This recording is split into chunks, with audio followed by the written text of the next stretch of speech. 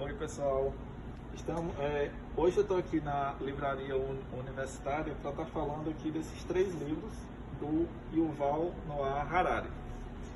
E aí esse primeiro livro aqui, que é o primeiro livro no caso dessa trilogia, ele vai trazer o início da nossa história enquanto humanidade, né? Ou seja, ele vai trazer uma perspectiva de como um símio insignificante que nós éramos há 70 mil anos atrás, que tinha mais ou menos 6 mil unidades, ele veio a se transformar na nossa espécie hoje que domina a Terra. E aí ele traz a seguinte teoria, que justamente o que nos proporcionou todo esse ganho de escala e todo esse ganho de poder foi justamente a nossa capacidade de cooperar em grandes números e de cooperar das mais diversas formas. Então, por exemplo, você tem uma colmeia de abelhas. Essas abelhas, elas conseguem cooperar em grandes números, mas você não consegue mudar essa forma de cooperação. Por exemplo, você não vai ter uma colmeia socialista, e ninguém nunca vai querer depor essa rainha. E aí você tem outros animais que são também, digamos assim, que podem cooperar nas mais diversas formas, como por exemplo os chimpanzés. Mas eles não conseguem cooperar em grandes números. A cooperação deles, ele parte de uma coisa mais intimista, você tem que conhecer os outros. Já a gente, eu consigo, por exemplo, aqui conversar com qualquer pessoa nessa livraria e a gente coopera mesmo sem eu ter conhecimento profundo sobre ela. Então, essa nossa capacidade permitiu com que a gente chegasse até aqui. E aí ele vai tratar de diversos assuntos, por exemplo, e aí não é spoiler, né? Porque de fato, como ele é um livro histórico, eu estou dando aqui apenas um overview. Então, ele vai tratar desde o começo, 70 mil anos atrás, quando a gente teve a nossa revolução cognitiva, e aí vai mostrar toda essa trajetória do livro até os dias atuais. Esse outro livro dele aqui, ele já dá uma outra pegada. Ele já, digamos assim, ele pega a gente como Homo sapiens, e essa realmente é a forma como ele trata a gente. Ele é digamos assim, um autor bem técnico. E aí ele pega a gente e diz o seguinte: e aí, o que é que vai acontecer de agora para o futuro?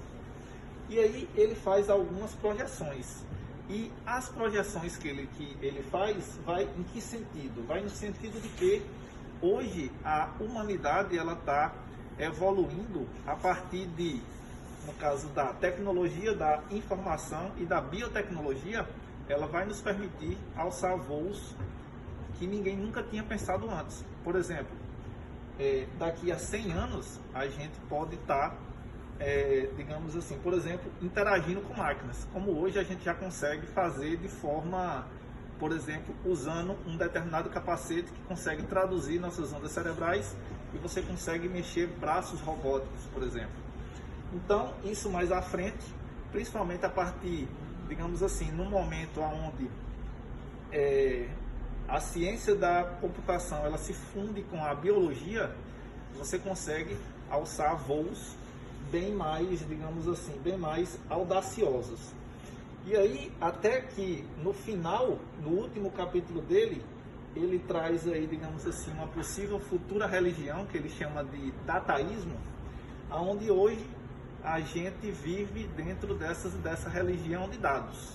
Ou seja, hoje a gente confia, por exemplo, mais no Google do que na nossa própria intuição. Isso daí foi formado principalmente porque, por exemplo, quando você está se locomovendo e você está no seu Google Maps, e aí ele manda você virar à direita, e você vira à esquerda e acaba num congestionamento, no futuro você vai aprender que aquele software ali ele tem mais informações, ou seja, ele tem uma capacidade cognitiva melhor do que a sua, para estar lhe direcionando melhor. Então isso daí, ao longo do tempo, e como hoje cada vez mais são gerados mais dados e esses algoritmos eles estão ficando mais potentes, cada vez mais a gente vai deixando de confiar na nossa própria intuição, que foi uma coisa que há 200 anos o liberalismo colocou como a coisa mais sagrada, esse nosso individualismo. Cada vez mais a gente deixa de confiar nele e a gente passa a confiar, por exemplo, no Google ou em outro aplicativo de inteligência artificial. E aí ele faz essas reflexões justamente para onde isso vai estar nos levando. E nesse aqui, 21 lições, ele, digamos assim, ele nem vai tanto para o futuro e nem vai para o passado, como é o caso do Sapiens. Ele fica no nosso mundo hoje. E aí, por exemplo, como é que essa tecnologia ela está interferindo na nossa vida hoje? E aí, no caso, nesse livro aqui, uma das coisas que ele questiona, por exemplo, é que é o seguinte: hoje a gente vive numa democracia.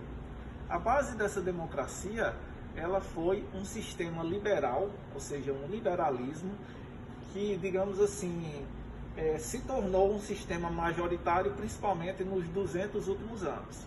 Ou seja, antes disso, a gente tinha como, digamos assim, uma base divina, ou seja, a autoridade externa, como a fonte de toda digamos assim, de todo o conhecimento e de todo o poder. De 200 anos para cá, passou a se tornar isso daí como sendo o indivíduo, ou seja, a sua liberdade e a sua individualidade como sendo as coisas mais importantes. E essa é justamente a base da democracia que a gente vive hoje, que muita gente chama de democracia liberal, que digamos assim, é um mantra sagrado. E é uma das poucas coisas hoje em dia que direita e esquerda concordam, ou seja, a nossa liberdade. Mas essa liberdade, ela parte de um pressuposto que nossa individualidade e essa nossa capacidade de escolher, elas são soberanas. Mas num futuro, por exemplo, que já está bem próximo, aonde esse algoritmo ele teria mais autoridade do que a gente. Para onde isso poderia levar? É uma das perguntas que ele tenta responder aqui nessas 21 lições. E o que é que isso poderia estar causando para a nossa, digamos assim, para a nossa democracia? E a gente já está vendo algumas desses distúrbios hoje em dia. Por exemplo, em 2016, com algumas eleições aí, por exemplo, a eleição do Trump e a eleição, e a saída da Inglaterra da União Europeia, é para muitos considerado como um grande baque para essa, digamos assim, para essa democracia liberal. E ele faz algumas perguntas com relação ao que virá depois. E digamos assim, outras coisas que ele procura trazer aqui, por exemplo, é o seguinte: o que é que a gente deve estudar de agora para frente? Que aí eu como, digamos assim, eu como professor, é uma das coisas que eu me pergunto também. E aí, o que é que a gente deve estudar? Ele não te traz uma resposta pronta com relação a isso, mas uma coisa que ele diz é o seguinte: mesmo não sabendo o que, uma coisa que é certa é que você vai ter que se reinventar algumas vezes ao longo da sua vida. Ou seja, uma coisa que você aprende hoje, uma profissão, por exemplo, daqui a 20, 30 anos, ela possivelmente vai estar superada. Quando não, se a gente pega outras coisas, ela pode estar sendo realizada por um computador. Ou ela vai sofrer uma determinada transformação que vai, digamos assim, que vai demandar de você uma reciclagem. Então, uma coisa que ele fala aqui, que é uma disciplina que muitas universidades elas já estão trazendo, que é um conceito chamado lifelong learning. Ou seja, você continuar estudando e continuar aprendendo ao longo da vida. E isso traz algumas mudanças de paradigma, principalmente aquela coisa de que a gente se forma e pronto, acabou. Não, você vai ter que continuar se atualizando ao longo de toda a sua vida.